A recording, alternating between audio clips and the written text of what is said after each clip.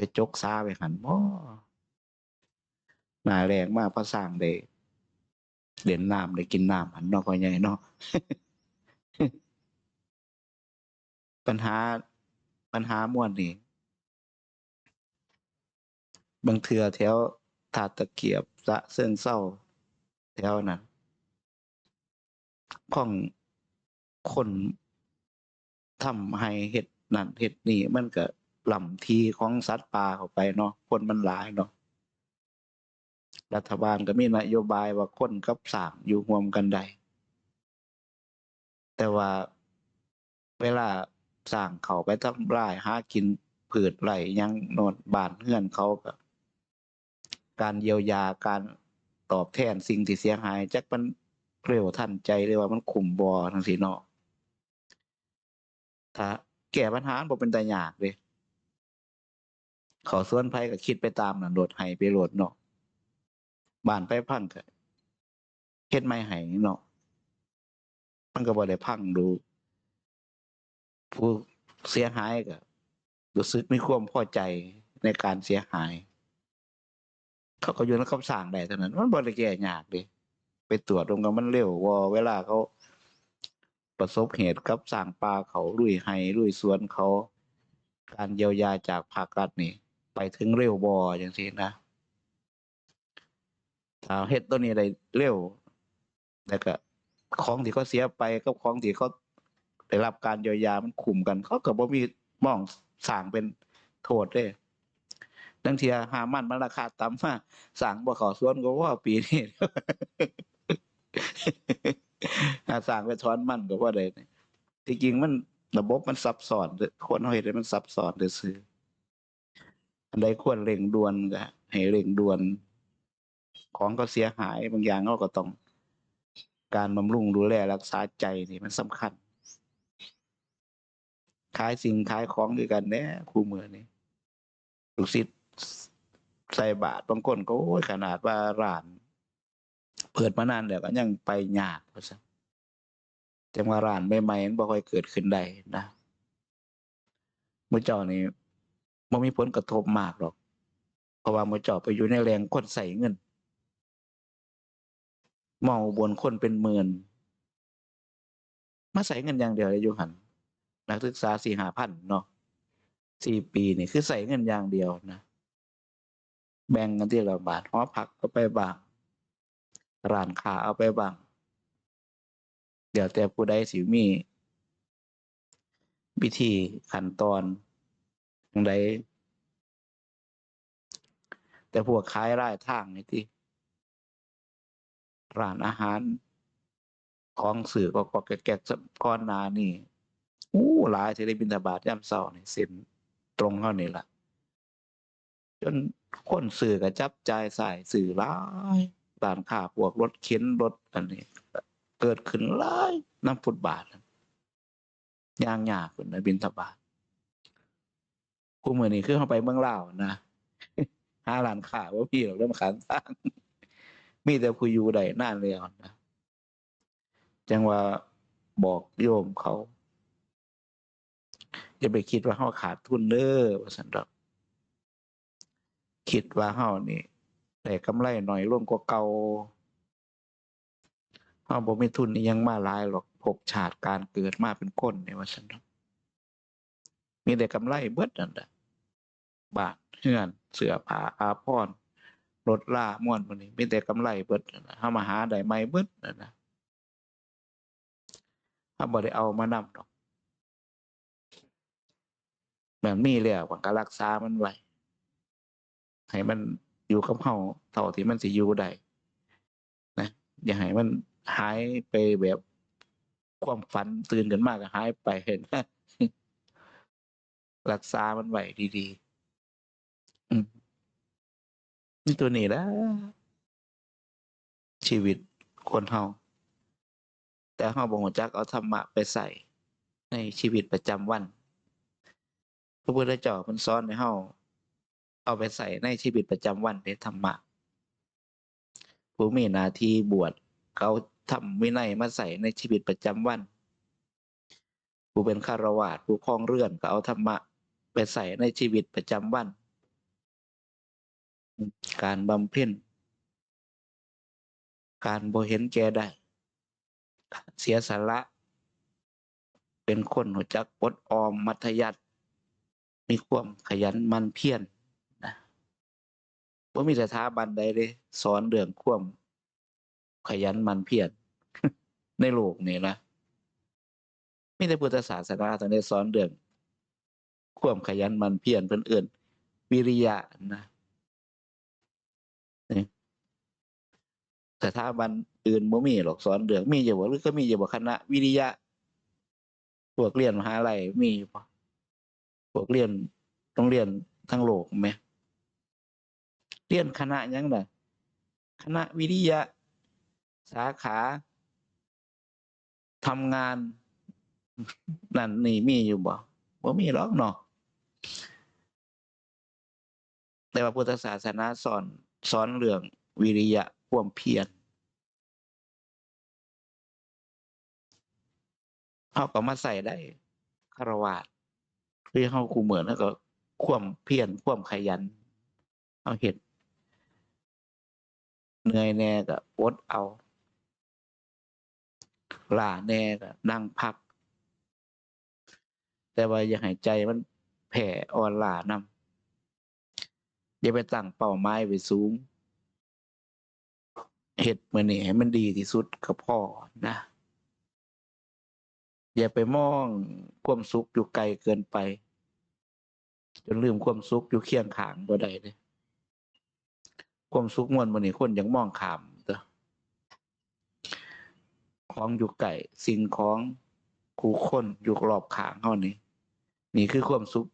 แท้เลยแหละถ้ามีความเข้าใจกันพึ่งพาพึ่งอาศัยกัน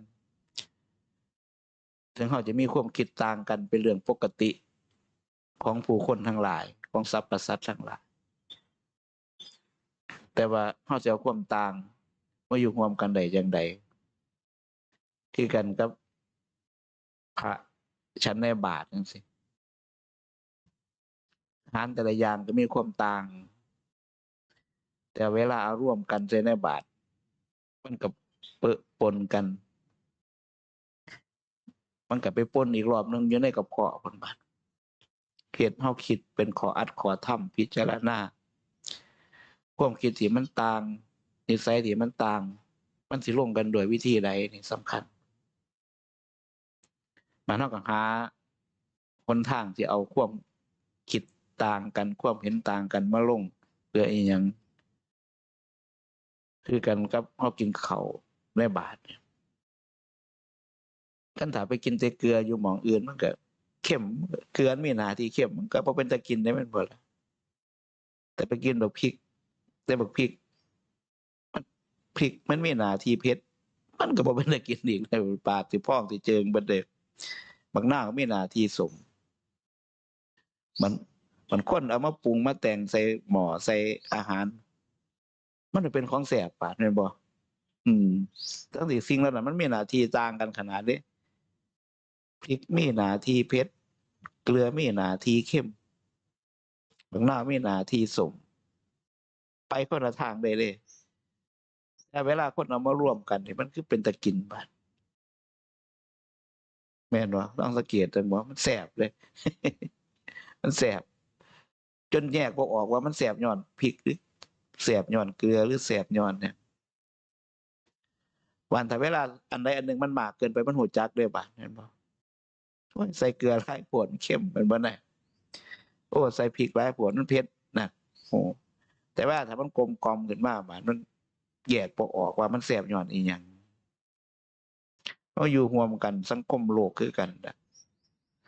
เวลามันมีความพอใจมันแบบมันจูนใส่กันได้มันบ่ได้แยกนี่ความเว้าเจ้าผิดบ่ได้แยกนี่ความเว้าเจ้าถูกนะมันพออยู่ไปนะทำไปตรงนี้สำคัญเพิ่นจังว่าเอาธรรมะไปใส่ในชีวิตประจำวันเฮามันบ่รู้จักเพิ่นสิท่าตายจังสิขึ้นสวรรค์อย่างเดียวนะคนทุกมื้อนี้บ่รู้จักเอาธรรมะไปใส่ตายจังสิขึ้นสวรรค์อย่างเดียวโอ้ทำบุญสิท่าตายจังสิขึ้นสวรรค์ฟังเทศน์ทำบุญจังสิ ทำฟังเทศตายยังติถาขึ้นสวรรค์มันก็ผิดนโยบายของพระพุทธเจ้าเด้ผิดนโยบายของพระพุทธเจ้าเพราะพระพุทธเจ้าเพิ่นสอนให้เฮาได้สัมผัสความสุขได้สัมผัสความถูกต้องได้ทำความดี ตอนยังมีลมหายใจอยู่นี่ดิถ้าตายเราเบิดโอกาสเลยมีแต่ไปรับผลที่ทำไว้ก่อนตายนะดีหรือหายทำไว้นี่สำคัญนะคือพวกเขาทำความดีร่วมกันเท่ากับรับผลความสุขปัจจุบันทำความบ่ดีต่อกันก็รับความทุกข์ณปัจจุบันอดีตที่เฮ็ดไว้เป็นจังได๋เฮาก็ยอมรับเป็นของที่เฮานั่งคิดย้อนหลังเวลาบางทีคิดได้อยู่เด้อย่างเฮาทะเลาะกันจังซี่ก็บ่ได้ว่าผู้ใดผู้หนึ่งหรอกว่าทะเลาะกันแต่ว่าสมมุติว่าเฮาทะเลาะกันนั่นนะต่างคนต่างมีทิฐิในช่วงนั้นอารมณ์ร้อนขึ้นมาใส่กันปานนี้ก็แยกออกจากกันไปบัดเวลาจิตเป็นปกตินั่นนะคิดเห็นอยู่เด้ว่าโอ้กูเว้าผิดอีหลีตั่วนี้นะแม่นกูเป็นผู้ผิดตั่วนี้จังซี่นะแต่มันก็ยังมีทิฐิตัวหนึ่งมาซ่อนอีกอยู่กูผิดก็สร้างเขาต้องขอโทษกูติจังซี่นะก็ยังว่าเจ้าของผิดก็ยังบ่ยอมรับว่าเจ้าของผิดอยู่แต่ว่าก็ยังอยากให้เขาเป็นฝ่ายขอโทษอยู่นะนี่คือกันแต่ว่าในทางพุทธศาสนาเพิ่นบ่ว่าจังซั่นถ้ารู้จักว่าเจ้าของผิดเข้าไปยอมรับผิดให้เขาอโหสิกรรมให้เขายกโทษให้ถ้าว่าภาษาไทยนะคือพระทำผิดวินัยจังซี่ล่ะเพิ่นได้ยินเฮาได้ยินว่าพระปรงอาบัตินั่นนะถ้าบ่ปรงอาบัติก็คือไปประจานเจ้าของต่อหน้าพระผู้เพิ่นมีสติปัญญาสมบูรณ์นะอาบัติมันก็มีหลายตัวหลายสิกขาบทที่มีการออกจากอาบัติต่างๆกันไปอย่างที่อาบัติแบบเบาๆก็คือแสดงตนต่อหน้าพระภิกษุนะอย่างพระอดกินข้าวแลงบ่ได้จังซี่ไปร้อนกินข้าวแลงจังซี่ก็ไปประกาศบอกกับพระให้ท่านจำผมไว้ผมทนต่อกิเลสบ่ได้ผมไปร้อนกินข้าวแลงผมมีความละอายหลายว่าซั่นผมได้กระทำความผิดไปแล้วให้ท่านจำไว้ต่อไปนี้ผมสิบ่ทำผิดแบบนี้อีกขอให้ท่านเป็นพยานกับผมในเด้อครับจังซี่นะความหมายสื่อให้เข้าใจได้ง่ายนี่คือการเพิ่นจังใช้คำว่าการปรงอาบัติคือการประจานความชั่วของเจ้าของให้ผู้อื่นได้รับรู้นำนั้นนะการไปขอโทษกันคือกันเฮารู้จักสำนึกว่าเฮาผิดเฮาก็ยอมรับผิดการยอมรับผิดคือการไปขอโทษบอกว่าข้อยเว้าผิดตอนนั้นข้อยแสดงความคิดเห็นผิดตัวนี้เป็นเหตุให้เฮาทะเลาะกันข้อยขอโทษเด้อต่อไปข้อยสิบ่เฮ็ดผิดแบบนี้อีกข้อยสิฟังหายามเจ้าเตือนเจ้าบอกข้อยถ้าข้อยผิดพลาดมามันก็กลับมาคืนดีกันได้พระภิกษุคือกันถ้าเพิ่นทักท้วงเป็นอาบัติมาหรือเฮาไปบอกเพิ่นแล้วเฮาเข้าสู่ขั้นตอนในการอาบัตินั้นเมื่อสำเร็จแล้วเพิ่นก็เรียกเข้าสงฆ์อย่างที่อาบัติหนักๆสังฆาทิเศษจังซี่เมื่อทำเขาอยู่ปริวาสให้อภานขึ้นมานัดแล้วสงฆ์ก็เอิ้นเขาหมู่สงฆ์ยอมรับว่าเพิ่นนี่ได้ชำระตามขั้นตอนตามวินัยเป็นผู้บริสุทธิ์ด้วยศีลแล้วต่อไปเฮาก็เริ่มต้นใหม่นั่นนะบ่แม่น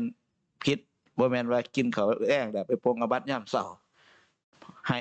มื้อใหม่มาก็ไปกินอีกบ่แม่นหยังดอกปรงอาบัติก็ได้บ่แม่นจังซั่นเด้คือเฮาเข้าใจผิดพระทั้งหลายรักกินข้าวแลงก่อนสิทำวัดเช้าก็ไปปรงอาบัติไปปรงอาบัติมื้อใหม่มาหิวอีกก็ไปลักกินอีกไปปรงอาบัติอีกบ่แม่นเด้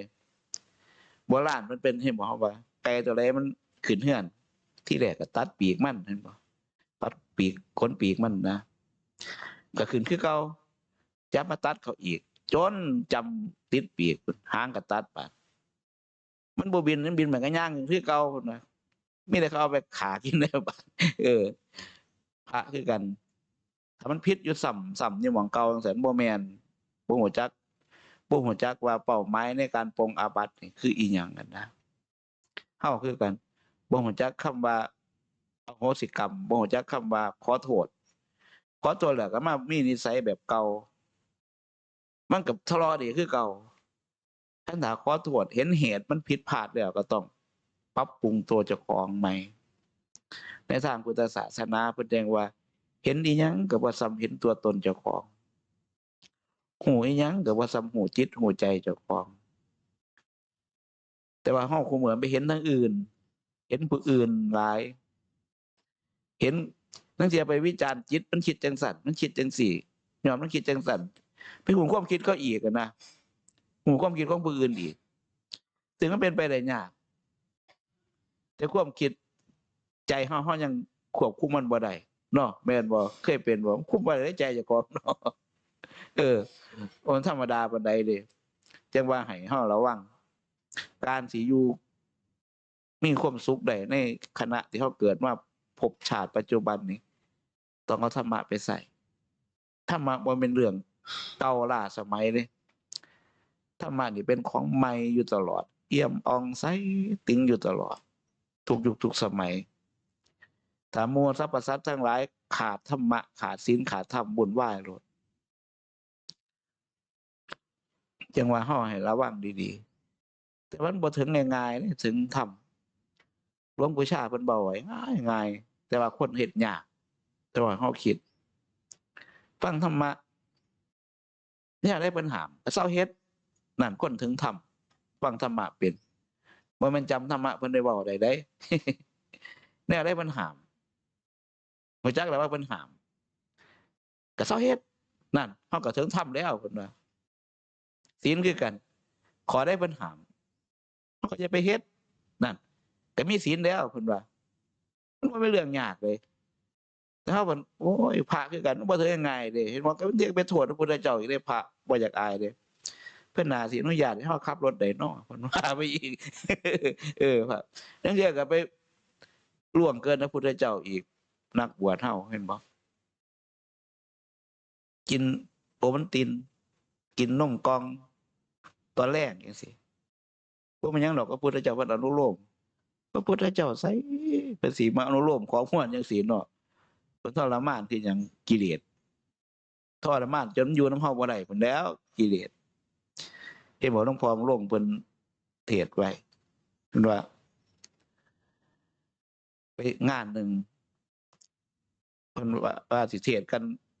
สอดว่าสิเทศน์กันเดียวเจ้าภาพงานเพิ่นก็เลยว่าเทศน์กันเดียวก็พอฉลองโบสถ์สิไปเทศน์กันเดียวไม่ออกไม่ตนพระเจ้าพระสงฆ์มาแต่ต่างจังหวัดสาขาอื่นก็หลายหลวงพ่อก็เลยไปขออนุญาตเพิ่นหลวงพ่อลงก็อยู่นำนะขอเทศน์ฮอดเที่ยงคืนเพียงครูบาอาจารย์ก็มาหลายเออเพิ่นก็เลิกลักอยู่โอ้ยเอาสามกันเป็นหยังเพิ่นว่าเพิ่นก็ยับมาให้อีกนะที่ตนไม่ออกยามเช้าเขาก็สิมีงานมีการทำหลายอย่างนั่นน่ะหลวงพ่อลงเว้าขึ้นมาโอ้ยอยู่กับหลวงพ่อชาเพิ่นบ่เคยว่าที่ตนไม่ออกจักเทื่อเด้อว่าซั่นเออมันพามาเทศน์สอดแจ้งบ่เคยว่าที่ตนพระที่ตนเนรบ่เคยว่าที่ตนบ่ออกไม่ออกจักเทื่อเด้อว่าซั่นเฮาคุมื้อนี้พระคุมื้อนี้แล้วก็ไปที่ตนผู้นั้นแล้วก็ไปที่ตนผู้นี้เพิ่นว่าสิเอาทำไมเขายังไปที่ตนเขาอยู่เพิ่นว่าเคยฟังเทศน์หลวงปู่ชาอยู่ในเทปเพิ่นว่าเอาลูกไปบวชนำเพิ่นยามค่ำมาก็ปีนกำแพงส่งโอวัลตินไปส่งลูกพวกบ้านเพิ่นอยู่รอบกำแพงข้างวัดนั่นเพิ่นอยากลูกเพิ่นตายไปยังลูกเพิ่นหิวกินข้าวมื้อเดียวถ้ามันตายย้อนกินข้าวมื้อเดียวพวกบวชก่อนมันสิยังบ่เพิ่นว่าเออสิเอาสิให้เพิ่นไปฝึกอยู่แล้วก็ยังย้านลูกตายอยู่นั่นนะอยู่นี่คือกันเนาะจังว่าเพิ่นมีข้อวัดปฏิบัติบ่ให้ญาติหรือเพื่อนของพระบวชใหม่นี่ล่วงเข้าไปหาพระลูกวัดในกุฏิโลดได้นี่คือระเบียบของวัดหนองประโพงเป็นหยังจังซั่นก็กันม่วนจังซี่ล่ะคันถามมาจังหันจังซี่แต่มีญาติพระมาเพิ่นก็สิถามเอ้าพี่น้องญาติพระใหม่มีธุระสิคุยกับพระบ่ถ้าญาติพระว่ามีอยู่คันน้อยกินข้าวล้างถ้วยล้างชามแล้วพระเพิ่นล้างบาตรแล้วก็มา นี่เริ่มมองชั้นเขาในละก็สิบอกไว้จังซี่นะบ้านนี้ย่ามออกพระมันก็สิว่าพระรูปนั้นรูปนี้มันนั่งเป็นหมู่พระใหม่นำเด้อพระใหม่สิเอาธรรมะใส่ไปแนะนำชักชวนดึงเอาศรัทธาญาติพี่น้องเขาหาธรรมะได้ก็ความถามคำถามเดิมๆนั่นน่ะเป็นจังไดอยู่นำเพิ่นได้บ่นะนี่ถามเป็นจังไดหิวอยู่บ่ข้าวแลงว่าไปก็ถามไปก็พอถามนี่จักหน่อยแล้วก็ถามผู้นั้นอยู่จังไดผู้นี้อยู่จังไดแล้วบาดบวชมาอาทิตย์2อาทิตย์กำลังสิลืมทั้งบ้านแหน่จักหน่อยภาพชัดม่วนนั่นสัญญาม่วนนั่นชัดกำลังสิฝ่าฟังจักหน่อยพี่น้องก็มาเว้าสู่ฟังอีกแล้วนะ ก็เลยพี่น้องเมื่อก็บ่เมื่อแต่พี่น้องน่ะใจพระใหม่ก็เมื่อนำนั่นน่ะเพิ่นก็เลยกันไว้ต้องมาแจ้งให้ทั้งประธานสงฆ์นี่ฮู้ซะก่อนลางคนลางหม้องเพิ่นโอ๊ยทำไมกฎระเบียบเยอะเหลือเกินโอ้ยมันยังน้อยนี่ว่าคงสิเอาคนออกจากกิเลสสิเอาคนออกจากวิถีแบบชาวบ้านทั่วไปเนาะความเคยชินเฮากับลูกไทบ้านมีกิเลสมาบวชถ้าบ่บังคับไว้มีบ่ก็ได้จับเสือมาแต่ป่าแหละบ่ปล่อยไว้ในเมืองเลยมีบ่มีแต่ก็ขังกรงโอ้ยมีการได้รับอนุญาตอย่างดีตรวจขังกรงเรียบร้อยแน่นหนาถาวรหมดแล้วบ่ธรรมดาปานใดแล้วเสือมันยังว่ามันดุร้ายมันห่วยมันสิส่ำคนบ่แพ้คนเบิดนั่นแหล้วเห็นบ่โบราณเพิ่นว่าพวกสัตว์ต่างๆมันคุยกันผู้ใดก็ย้านแต่คนสิงโตก็ย้านแต่คนแต่ว่าเสือก็ย้านคนว่ามันโหดร้ายมันฉลาดเฉลียวบักช้างนั่นบ่รู้จักแหล้วมันเป็นจั่งใดคนนี่ว่าซั่นคนคือญาติเฮาคือญาติมันสิมันพูดจั่งใดมันร้ายส่ำใดคุยอยู่กับคนน่ะบ่รู้จักว่าหมอนี่เป็นคนนั่นนะก็อาจสิเป็นสัตว์ชนิดอื่นทั่วไปนำกันพากูไปหามันในหน้าคนนั่นนะมันคือเก่งแท้ว่าซั่นมึงสิไปอีหลีบ่ว่าซั่นไปว่าซั่นไปกูขึ้นคอกูนี่กูสิพาไปว่าซั่น ไปแล้วเขาเอาเขาคอกไว้ฝึกลากซุ่มฝึกเฮ็ดงานให้เขาซ้ำบาดจังฮู้จักว่าเขาเป็นคนนี่คือกันแหละคุณเด้บัดสิตายมันจังฮู้จักว่านี่คือธรรมะของพระพุทธเจ้าเอามาฟังได้เด้อบาดหายอยากหายเก็บป่วยมากมันฟังธรรมะเพิ่นว่าเรื่องตายเรื่องหยังเฮากำลังย่างเข้าหามันเด้เรื่องเจ็บเรื่องตายม่วนบัดนี้ต่างคนกำลังย่างเข้าไปเด้นี่ย่างไปย่างซาก็แล้วแต่ไผมันแบบว่านั้นล่ะต้องพอก็ย่างเข้าไปเรื่อยคือกันเด้อเอาไปเรื่อยแหละเบิดพละกำลังก็กลืนกินไปเรื่อยสิเอาอิหยังล่ะเฮาสิเอามีความสุขณปัจจุบันหรือสิท่าตายจังสิไปสวรรค์เอาถามแหน่ฮะตายจังสิไปสวรรค์เอาบ่เฮ็ดบุญปฏิบัติธรรมอยู่ซุมื้อหรือสิท่าเอามีความสุขณปัจจุบันนี่ถ้าอยากมีความสุขณปัจจุบันนี่ก็รีบเบิ่งกายเบิ่งใจเจ้าของรีบให้มันรู้ทันความที่มันปรากฏขึ้นพละกำลังเฮามันเกินกินธรรมะเนี่ยตัวตนเฮานี่มันกำลังสอนเฮาอยู่ตลอดเห็นบ่มันลดน้อยถอยลงกำลังก็ดีการลุกการนั่งการงวกการแงกมันก็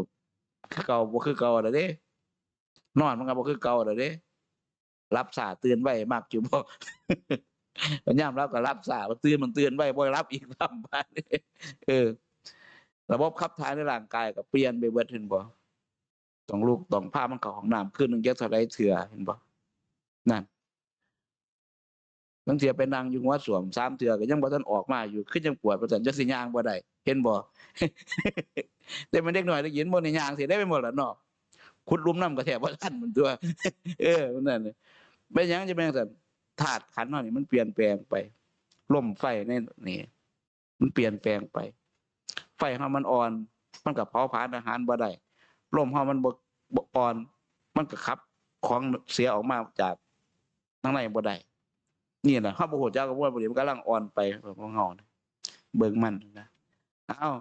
ปล่อยฟังซื่อๆดอกว่าเดี๋ยวแต่สิคิดดอกอยากมีความสุขมื้อนี้ก็เอาอยากมีความสุขตายก็ท่าเอาโดนเติบอยู่ดอกว่าซ้ำสิตายเนาะ